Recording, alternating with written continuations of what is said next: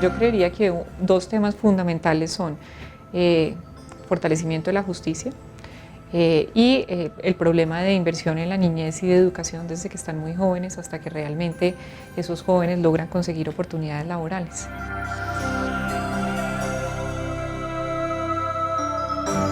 Se debe en parte a capital humano. En muchos casos las personas y los jueces que hacen parte del sistema judicial no son las personas más preparadas de la sociedad y deberían serlo, lo mismo que los maestros y los educadores. Pero además también se debe al sistema burocrático de cómo funciona la justicia. Entonces en Colombia se creó, por ejemplo, el Consejo Superior de la Judicatura, que es el administrador de la justicia en Colombia, que es sumamente ineficiente y burocrático y no ha ayudado realmente a que la justicia sea eficiente y efectiva.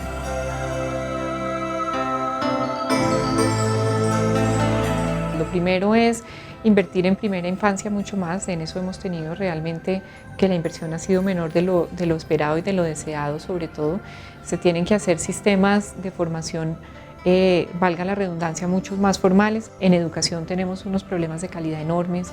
Se tienen que incluir sistemas de evaluación de los maestros, incentivos para que las mejores personas de la sociedad decidan dedicarse a ser profesores, es decir, unos mejores salarios que estén atados además a una evaluación de los maestros y realmente un proceso en donde se mejore la calidad.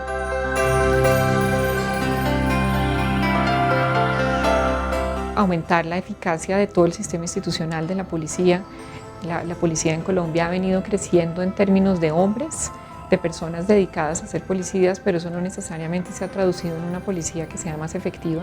Se tiene que introducir mucha más tecnología que permita identificar dónde se está llevando a cabo el crimen, lo que se llaman puntos calientes, y cómo se controlan esas regiones, cómo mejorar el mobiliario de infraestructura urbana y todo ese tipo de cosas. De nuevo, el sistema judicial y de disuasión del crimen juega un papel fundamental.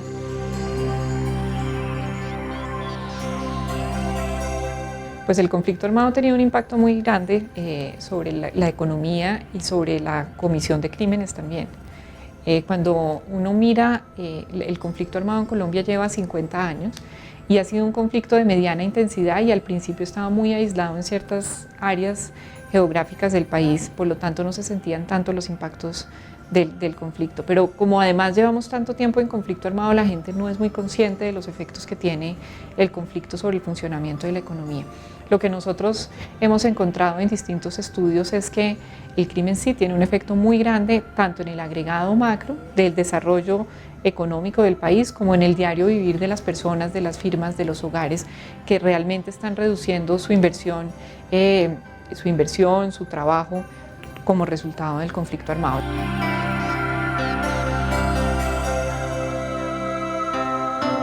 En los temas agrarios es donde más se ha vivido el tema del conflicto armado, porque el conflicto armado en Colombia se ha concentrado en las regiones rurales del país. Eso no es una particularidad de Colombia. En muchos conflictos el conflicto sucede en las áreas rurales y entonces quienes han sido más afectados y más directamente afectados por el conflicto son las áreas rurales del país.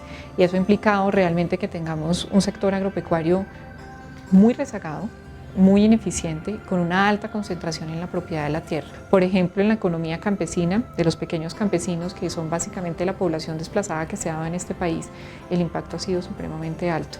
Les doy una cifra que es realmente impresionante.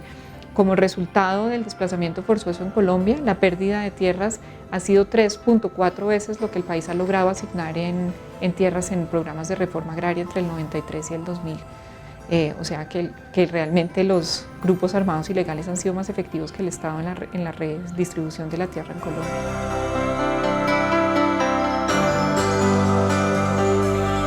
Lo que se ha encontrado también en muchos estudios es que si bien las muertes directas por el conflicto armado son mucho menores que las de los crímenes, el conflicto armado sí ha contribuido al crimen de una manera importante, ha debilitado el sistema de justicia y además ha creado toda una tecnología del crimen que se alimenta y se transfiere del conflicto a las bandas criminales, a los grupos de narcotráfico, y esto ha hecho que se genere una bola, un círculo vicioso en donde hay más conflictos, más difícil, hay más crimen y es mucho más difícil entonces que el sistema judicial sea efectivo y sea eficiente.